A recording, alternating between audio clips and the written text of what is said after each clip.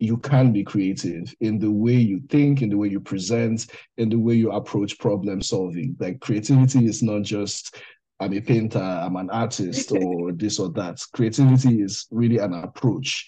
You can be a member of like a creative discipline Mm. without being creative. You don't need to be a professor, you don't need to have a PhD or do an online course, but you need to learn the basics of whatever you want to do. If you're succeeding at everything you do, you're not being creative. You need to fail, and you need to have a safe space to fail. Hi! On today's episode of A Couple of Things, I talk with my friend Ezim about creativity, what it means to be creative, how you can learn to become creative, and defining your creative values. I know you will learn a lot from this episode because I did. Thank you for listening. Hi, welcome to today's episode of your favorite daily podcast, A Couple of Things, a podcast about things. I have a guest, Ezim. Please introduce yourself. Hi, everyone, and hey, laddie. My name is Ezim. I'm a serial entrepreneur, creative director, musician, graphic designer. I wear a lot of hats, and Hmm. I just really like to create things. Amazing. So usually I when I have guests, it's usually like conversations with my friends or a listener feature when a listener like submits to be featured. But in this case, you're both like my friend and also a listener feature. So I Ooh. categorize this under when I'm uploading this, but that's fine. And I was trying to remember how we actually met, which was eons ago, like 10 Yeah, years ago, right? yeah. I I think think we met actually 10 years ago this year, right? It's like I think we met in 2014. Like mm, actually the first time we met in person, because there was this book club, the yes, the Lit Musers, I Club. think, right? Yeah, I think I don't around remember then the name, but there was a book club involved. there was a book club and we met at that event. And I also remember you helping me with because that was like my first time in Lagos when I actually met you. Mm. And you helped me go around to bookstores when I was doing some research during my Yes, I remember internship. that. We went to a couple of bookshops. Yeah, There was one in yeah, Yaba that we went to, that Lit Club place in yeah. the zone. Yeah, I remember that. Yeah, that was those were Nice. such a long time ago. Happy 10-year anniversary then. Yeah, um, yeah. So I'll start off with how we always start off. What's on your mind today? What's on my mind today? I think today is actually pretty good. It's I'm volunteering at this place called the Uppsala Reggae Festival, and we are starting the festival today. So I've been, busy with that and taking pictures for my EP, which comes out next week. And just I would say it's been a good day. On my mind has just been again creativity, not to Hmm. have it on the nose, but it's really just been, hanging around creative people doing creative things. That's pretty much what I've been up to today, actually. That's nice. That's really, really nice. And Yeah, congratulations on your EP coming out soon. Um, thank you. okay, cool. So let's talk about creativity. What about creativity? What about it? I think I think creativity, right, is this thing that I mean, nowadays you call everyone quote unquote creatives. And what does that even mean? What does it mean to be creative? And how does that actually manifest in day-to-day life? And for me, creativity is just being able to do or see things from an unconventional perspective. So unconventional can be, can be different, it can be, diverse, it can be unique, but just something that goes against the norm, right? I think that is what creativity is. And you know, it's easy to say anyone is creative and everyone can be creative, everyone is creative. And for me, I think it's a matter of perspective. How do you frame what you're doing to make it feel creative for you? Right. So yeah, I think that's what it is. I That's interesting. think. Yeah. I mean, at the end of the day, we're only always just talking about what we think. It'll be weird if you were talking about what I think. So, Right. Yeah, but um, it's like I try not to speak on anything authoritatively because who am mm, I? Like everything is my opinion. Take it with a pinch of salt, please. exactly. Yeah, and I remember I did an episode some episodes back. I talked about like I didn't really ever see myself as a creative person because when I think creative, I'm not thinking like the kinds of things that I do. I don't consider those things to be creative. Like, yeah, in a sense, writing is creative, but I don't consider my writing to be creative. I'm just writing my thoughts. It doesn't feel I creative to mean, me. but I can say you are creative because again, not talking too much of our history, but I remember you had this hairstyle called a fro hawk. And Yeah. I knew I learned that from you specifically. And I wrote about it. So Ladi, you are creative. You know, Oh, even if you don't thank you. I think of wasn't it fishing for yourself. compliments, but thanks. But I also said in the episode that I've also started trying to like sketch and illustrate and draw things. When I say illustrate, it makes it sound like more serious than it is. So let's say sketch. And then in those things, I now start to consider myself as creative. And it's such a very interesting thing Mm, to me because also I make reels. I make a lot of Instagram reels. mm, Last year I did a weekly reel thing, and then the year before I was doing a lot of baking and cooking. So I was making a lot of cooking mhm. and baking videos. And now that I think about it, I would say that those are also creative things, but I just don't Definitely. think about myself as a creative person. I think about myself as a person who does creative things sometimes. Mm. And that's really, I think that's where it starts from, right? And actually, like I mentioned before we started the podcast, I have a bunch of notes, and that is one of my notes, learning how to frame this and learning perspective Mm, about, okay, I'm doing X, Y, and Z. I personally don't consider it to be creative. Ironically, I didn't even consider myself to be a creative person mm, until I would say recently, but I never really considered what I do to be creative because sometimes it's very formulaic. Like I have methods, I have processes, etc., etc. But creativity recently has hit me that it's really a matter of perspective.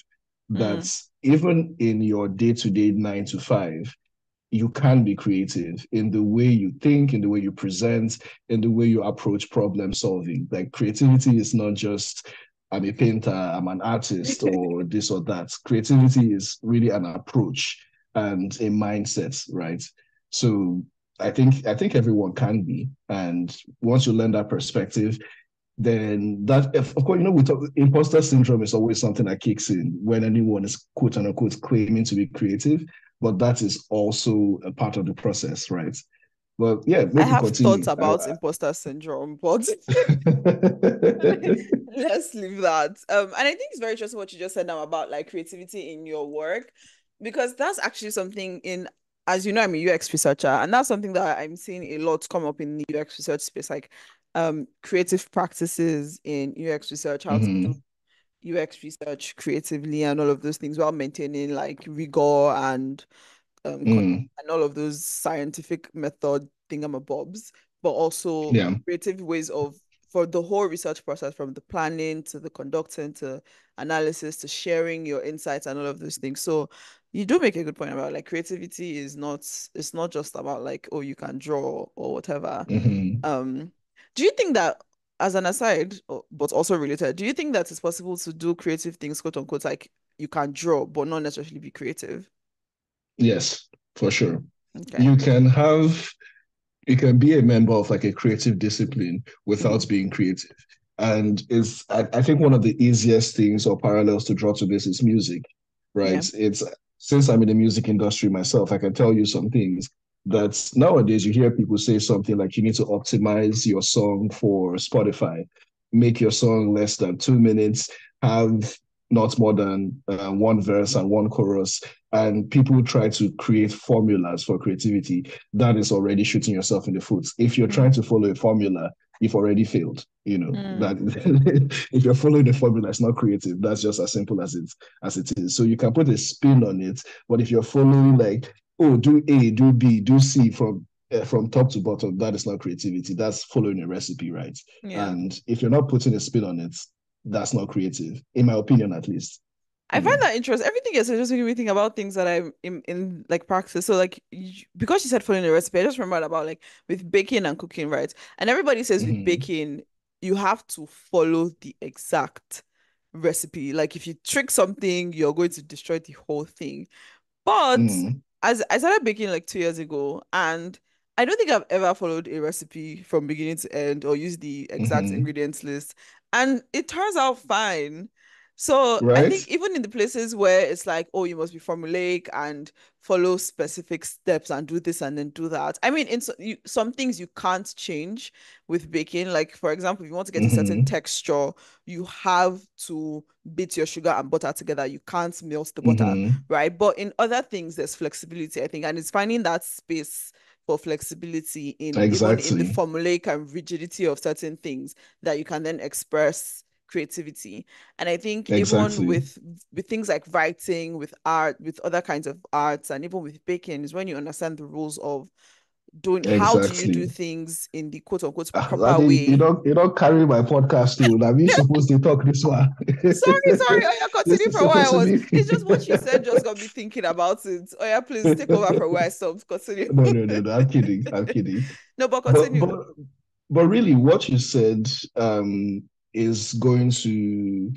It's really like I put on a bunch of things about how you learn creativity. And one of the easiest, let me not say the easiest, but one of the first things to do to learn to be creative in anything you do is you need to actually learn. Before you break the rules, you have to know what the rules are sometimes. And it's one of the things about being able to let your mind work, being able to let your subconscious work. You need to know what you're doing technically, right? So in the very meaning of the word technical, like if you want to bake, you actually have to know how to bake. You can't freestyle some certain things. Mm-hmm. If you want to, record music or make a film, you need to have the technical knowledge of how do cameras work, how does light work. So learning creativity, the very first thing is actually learning about whatever it is you want to do. You need to actually learn to some extent. You don't need to be a professor, you don't need to have a PhD or do an online course, but you need to learn the basics of whatever you want to do, right? I think that's my number one thing, Mm-hmm. right? So here I call this like learn a lot of random things because that's how your brain makes connections. Like subconsciously, learning a bunch of random things gives your brain more, let me call it material for it to piece together. And that's where creativity comes in, by knowing a lot of things, learning a lot of things, and learning a lot of seemingly useless things. Right. Yeah. So that's also my next one of the other points I have here. Do useless things for your enjoyment. By useless, I don't mean that they don't have any value, but in the sense of the word, you're not doing it for an objective. You're not, say, for instance, baking, and you bake because you want to try a new recipe, you want to do something creatively new, but you're not baking because you want to make an Instagram video, for instance, right? So do useless things that have nothing to do with maybe your 9 to 5 or your creative hustle. If you want to learn how to fence, go ahead and do that. The Yeah. most random thing you can think of, the thing that you think, oh, I'm really bad at this, do it and fail. That takes me to my next point. You need to fail. If you're succeeding at everything you do, you're not being creative. You need to fail, and you need to have a safe space to fail. You need to basically cultivate what in human-centered design they call it the beginner's mindset. Yeah. And the question there they ask is, when was the last time you did anything for the first time? And then they ask you to put yourself in that frame of mind. I remember learning to swim and how scary that was. It's like, me inside this deep water, how this thing would be now. But when you do something for the first time, the first thing is you're not really afraid of failure anymore because you know what you're doing is probably not going to be the best. Yeah. But you don't mind. You don't care anyway. It's like the first drawing you make or the song you make, it's probably not going to be good, but you need to have those growing pains. Like a child learning to walk, it has to crawl first. It has to, Mm. learn how to use its limbs and all that. You need to go through those growing pains. Yeah. And even if a child doesn't know how to, walk elegantly, that's not stopping him from trying, right? Yeah. So Yeah. What you said yeah, about swimming just reminded me of my first swimming class. I couldn't put my head in the water. right, right.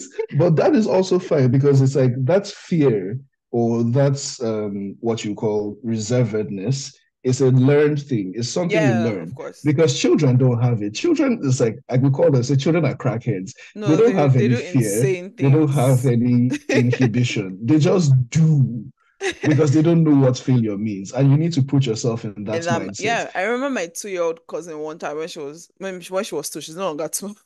When she was two, she now she's like 15, but she so I was like my 2-year-old cousin. When my cousin was 2 years old, I remember she used to try to lift all these heavy things that she could not possibly lift. Like it was Mhm. not possible. But she didn't care. Every time she would just go and try and carry it. I was like, this baby, what are you doing? And I think I've also talked about it before somewhere on the podcast. Is like you just have to do things like that fear of being afraid. Like that swimming class was ridiculous because it was 45 minutes, I think, or an hour, and for the first 20 Mhm. minutes, I was just trying to put my head in the water. That's all I did for the first 20 Mhm. minutes of the swimming class. Mhm. And now I can't But swim. exactly. It's that it may seem silly, it may seem hard sometimes, but you need to create a safe space to take your time. And like I said, to fail, because you Exactly. knew that if I don't put my head inside this water, nobody's going to die.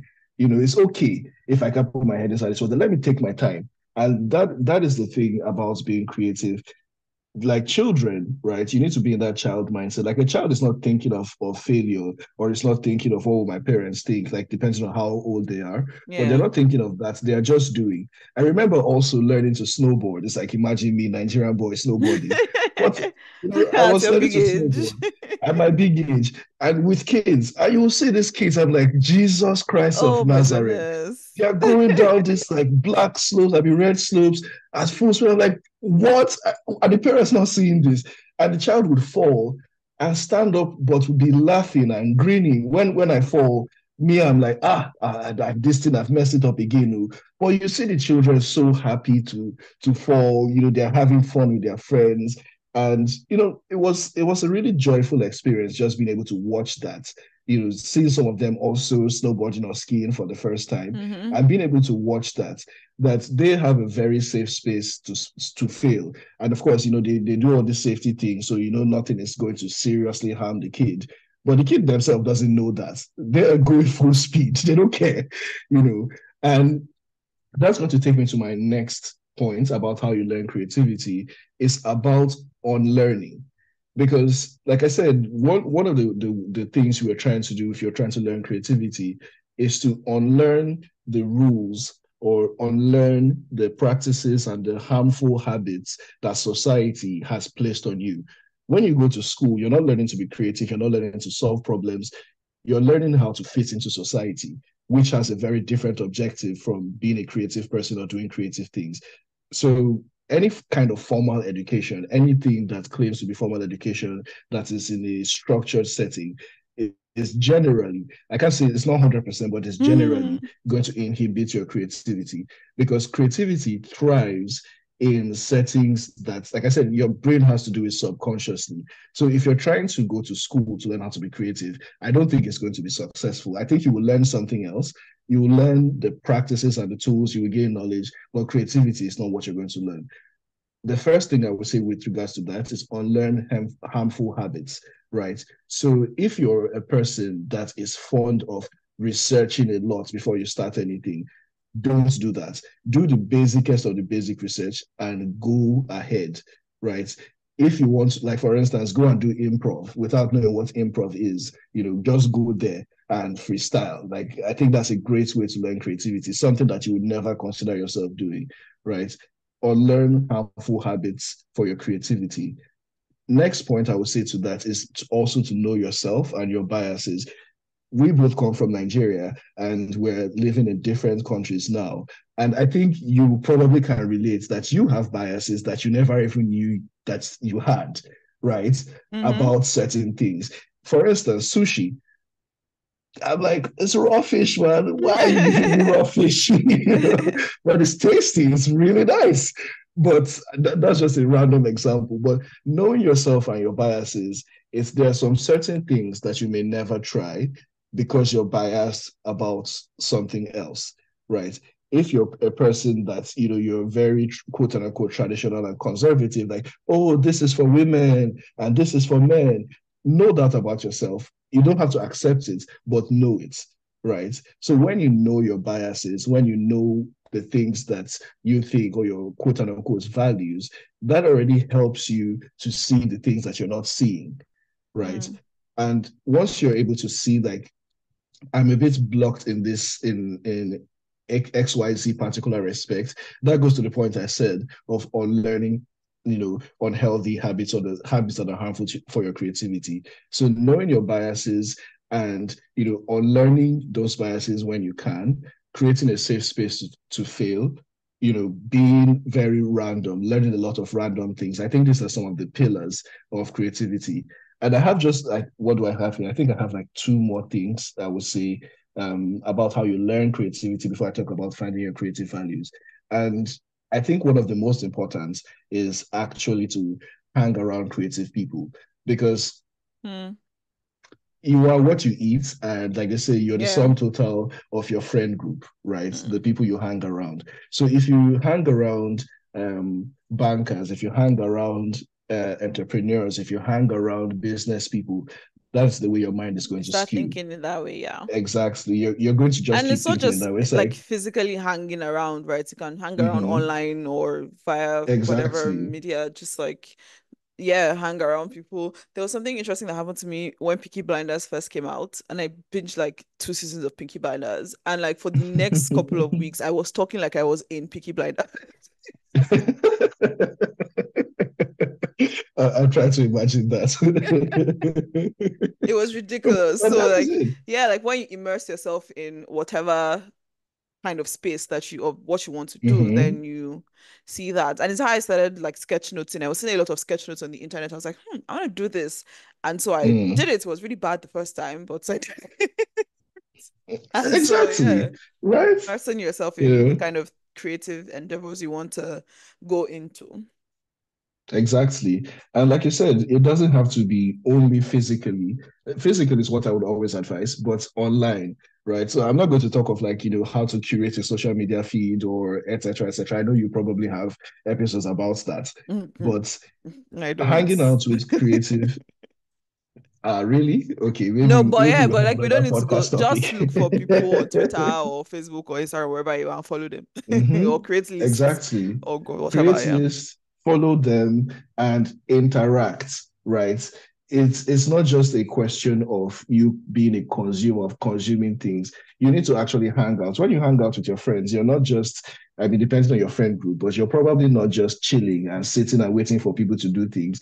You're co-creating, you're having discussions, and it's by having these discussions, sometimes you're going to say something that may be totally wrong or maybe, not what people think or accept, but that is fine. That is what hanging around is for you to challenge this, your opinions, challenge what you know, and do it in a space where even if you're saying something that may not be right, that people are not going to, troll you or, call you out for something that you didn't know, right? So Mm-hmm. you need to actually have a safe space and don't minimize yourself, don't shut yourself down, don't like think like, oh, this is a stupid idea, maybe I shouldn't say it. Say it. That's the point. Like, talk your mind. And even if Yeah. it makes no sense to anyone, it's fine. But that's, I think, how you build creativity. And the last thing I would say about how you learn creativity is actually inspiration. You need to inspire your curiosity. So go to museums, go outside, as I say, go outside and touch grass, right? Go to museums, go outside. Nature, especially in Sweden, has been one of my biggest sources of creativity. In fact, literally what I'm doing now, what I've been doing this afternoon is for my EP, we've taken a bunch of pictures of flowers in the local forest, and then my partner has crocheted flowery scrunchies, like based on those flowers that Oh we saw, wow. That is right? sounds very pretty. Exactly. It is very pretty. The picture soon is like wait for it, hashtag. but but by going out into nature and observing, we then get some inspiration. In my EP as well, I have two songs that have literal bird song, like the music or what you hear from From birds, birds, yeah. right? And that is music that you're hearing every day for free. Mm. That's creativity. That's something to inspire you. And there's a field of design called biomimicry, which is literally built on this. Like they look at how the whales or the sharks move through the water and use that to build ships or some parts of ships. They look at certain plants or geological formations and they use that for architecture. So biomimicry is one of the fields of design that I love the most. And it's just by going into nature, putting yourself into really creative spaces. So museums, of course, are curated and all, but nature is free. Everybody has probably some green area close to them, If or you're in has Lagos, like, maybe not. I mean, maybe you guys go outside in beats, But even in Lagos, even within the No, I chaos was of Lagos, kidding. you I'm know, Lagos. like Lagos is not Lagos is let's not talk about Lagos. I mean, let's not talk about Lagos. No, but that's what I mean, though, that go outside, don't stay in your comfort zone, and go into things or go into places that will actually inspire your curiosity.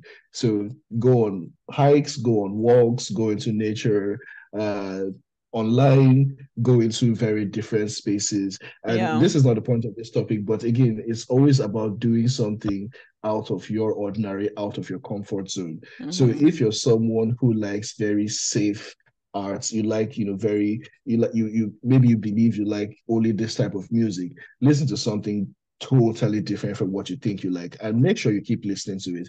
For me, I'm a person that likes fantasy films, right? But sometimes I would actually force myself to watch like a drama or a romantic comedy. It's not something I particularly enjoy, but yeah, these people, this is creative too. It may not be quote unquote what I think is my thing, but Yeah. I'm rarely ever not entertained. Mm. If you get what I mean. I'm Yeah. most of the time I'm like, oh, this was actually better than I expected. And you Mm. pick one or two things from that. Right. So I think this is the steps I would have for learning creativity, putting yourself to being able to do things, like when was the last time you did something for the first time, getting that mindset, knowing your biases, or learning harmful habits, creating a safe space to fail, hanging around creative people, doing useless things for your enjoyment, inspiring your inspiring your curiosity, and learn a lot of random things. I So at least love that's the framing of doing useless things. I love that because oftentimes we're always like, I want to be productive. I want to do this. Like sometimes just breathe, ah rest, let your brain yes, relax, go I into know, the right? woods or something. And I Exactly. remember reading about like scientists and creative people from like the past or whatever, Hmm. and how they often attribute a lot of their like most important work or discoveries or whatever to moments of leisure. So moments where they weren't doing anything Hmm. related to the work, when they were just relaxing, chilling, having a shower, going for a walk, whatever. And you have Hmm. those moments of quote unquote spontaneous ideas. But yeah, Yeah. okay. They call it So serendipity now, Abby. yeah, so Right? I don't know if that's what serendipity is. I think serendipity is something different, but I beg, like, they know the related enter. maybe. Give I me don't know. no. I don't know. I don't know. I'm not sure. I'm not sure. But okay, you talked about creative values a bit. You mentioned that a few times in in so far in conversation. What are Mhm. creative values and how do you create your creative values? Create your creative So values. creative values is, I would just say, the thing that makes your creativity yours, right? Mm. And this can be anything from and let me give myself as a example.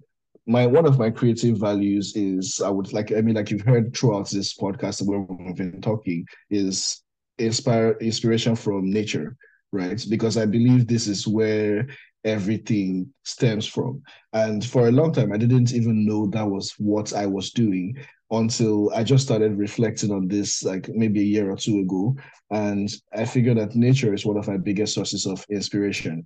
And at the end of the day, I want people to go outside and touch grass, as I would say, or Mm. enjoy things more. And this only happened because I was looking at or trying to draw parallels from the different things I enjoy and the different things I create and what is the common thread that you find through them. So your creative values is, I would say, just the thing that makes your creativity unique, that the thing that makes it you specifically.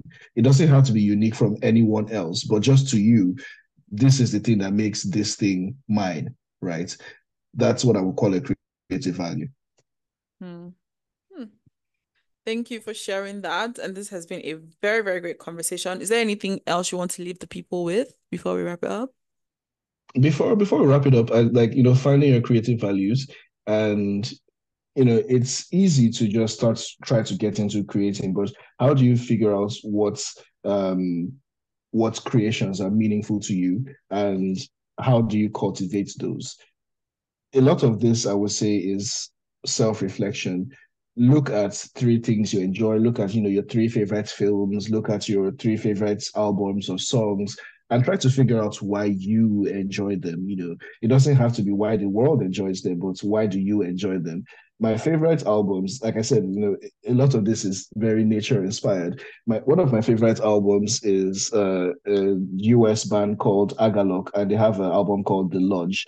And one of my other favorite albums is a French band called Baton Rouge, and the album is called Totem. For me, these two albums may not even sound anything I like, but one of the connecting threads was how Agalok they use this metaphor and symbolism of nature, of winter landscapes, and Baton Rouge just has this very breezy, and I don't know, it just feels very breezy to me. That's the way it makes me feel. And I was able to find that common thread by actually critically thinking, why do I enjoy these two specific projects or these two specific albums, right? So that's because I'm already a creator myself, so I'm able to do that kind of reflection. So if you're not, go back to the drawing board and figure out if you need any help or framework to for research. Because like I said, learning creativity is actually learning. You need to learn your trade or what you want to be creative in first before you now start saying, okay, I want to be creative, I put a spin on XYZ. And so if you're already a creator, you don't have to necessarily look at other people's work, look at your own work. If you have content, or if you have something out there already, look at, three, five of them, and find the unique thing from your perspective. What makes this thing unique? What makes this thing me? What makes this thing something that I am proud to put out in the world? It doesn't have to be what has the largest that's a remuneration, or where you got the most money or got the most clients or whatever. It Hmm. doesn't have to be what you got the most likes, but what gives you the most joy, right? And figure that out, find a common thread between them. When you have a common thread, I think you are familiar with mind maps, but I think anyone can Google what a mind map is.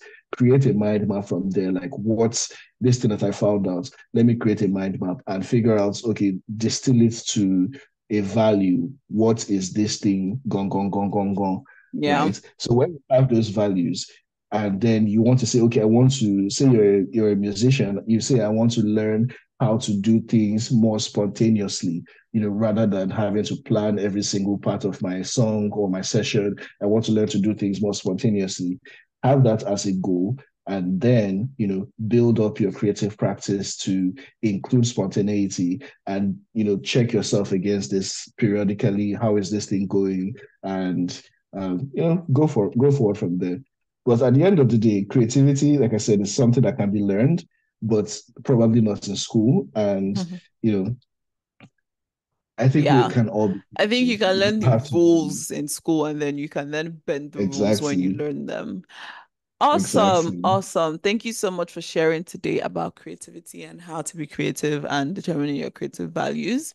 I really Thank you, enjoyed it and I Ladele. learned a lot. If people want to find you or connect with you or get your upcoming EP, where can they do all of these things? You can follow me on Instagram, Twitter, LinkedIn. It's always Ezimosai, Ezimosai. So that's usually where you would find me on any platform.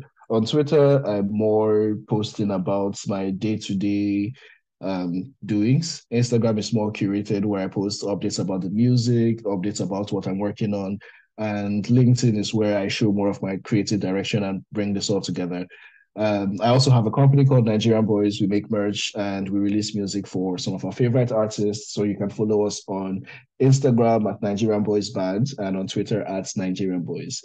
And again, I mean, if you just need inspiration or you want to just talk, ezimosai@gmail.com. Everything is Ezim because I don't have time to be remembering username. Awesome. I'll put all the links in the show notes. Thank you so much. Thank you so much, Lade. Bye. This has been great.